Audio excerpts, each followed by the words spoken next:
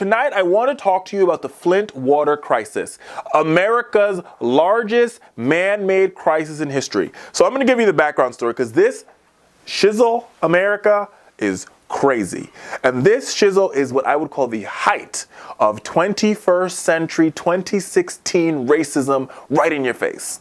So here it goes. So the state of Michigan has a law called the Emergency Manager Law, which allows the governor of the state to take over any Democratic elected entity if he feels as though they are in quote unquote fiscal trouble. So you have the city of Flint. Now Flint is known for, in eons, has been known for manufacturing in this country. It's produced a lot of cars, right? It's a manufacturing town, blue collared workers. And what has happened is industry has disappeared. And because industry has disappeared, these Rust Belt cities have become dilapidated. Flint was one of them. And they were in a quote unquote, they were quote unquote in a water crisis. So background story. So some of the cleanest water in the country comes from Lake Huron, which is one of the biggest, like the largest freshwater lakes in the world. That's where Detroit gets its water. Flint was also getting its water from Lake Huron. But in order to save money, they brought in an emergency manager. The name of this emergency manager is Darnell Early. Don't forget that name. Stay with me and I'm going to bless you on this one. So Darnell Early comes in. Now the crazy part about it is Rick Snyder, who's the governor who perpetuated this crisis, right? He picks this random idiot black guy to carry out his dirty work and poison the American people.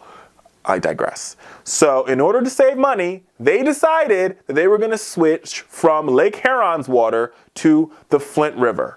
Now, the Flint River water is so dirty that, like, Chrysler stopped using the water. The car manufacturers stopped using the water in their factories because it was destroying the metal in their factories. It was so eroded. But he was giving the people of Flint this water. So the children of Flint, right, and the people of Flint were drinking this water. Little did they know, this water's lead levels were outrageous. When I mean outrageous, I mean outrageous.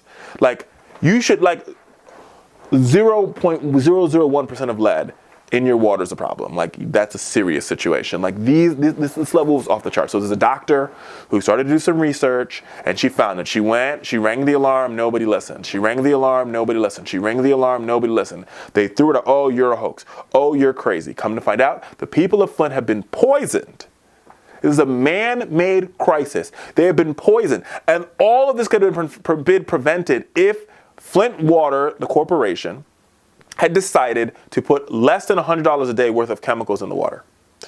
So less than $100 a day worth of chemicals in the water could have saved these children from a lifetime of constant checkup, constant medication, on and on and on again. The governor, he's completely rejected responsibility. Oh, it's not my fault. I poisoned the whole city in my state, but it's not my fault. It's not my problem.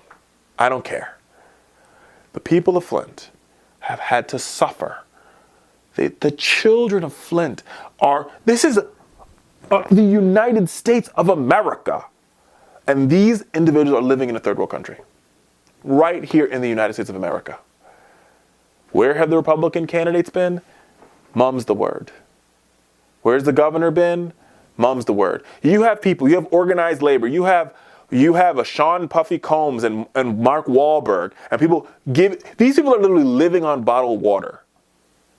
They're taking baths in bottled water because the water in Flint is so horrible. It is so lead-laced. So to add insult to injury, you come into a state, right, as the governor. You give a big tax cuts to all your buddies, austerity budgets, right? You cut your way to the top, quote unquote. You get rid of industry. You go after collective bargaining. And then after you do all of that, you then take over the water company that was controlled by the people.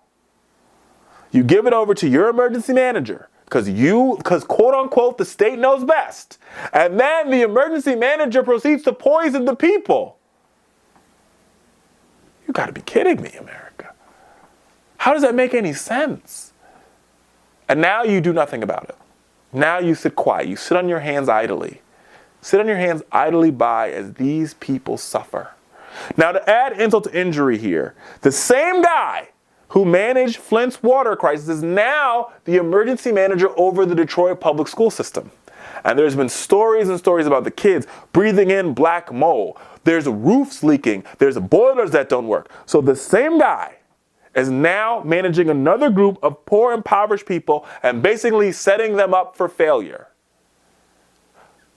America, in 2016, we have got to do better. Then it's just mind-boggling to me. First you contaminate people, now you contaminate kids' minds. And here's the thing.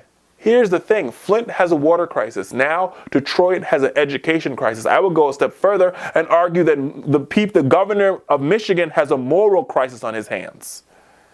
And they have done nothing. You, my friend, Governor Rick Snyder, the blood is on your hands. The blood of these children is on your hands. And you can't be like Pontius Pilate and wash the blood away. It's on your hands. You are an incompetent leader. You've picked incompetent leaders, and now the people are suffering, and it's a crying shame. We'll be right back after this break.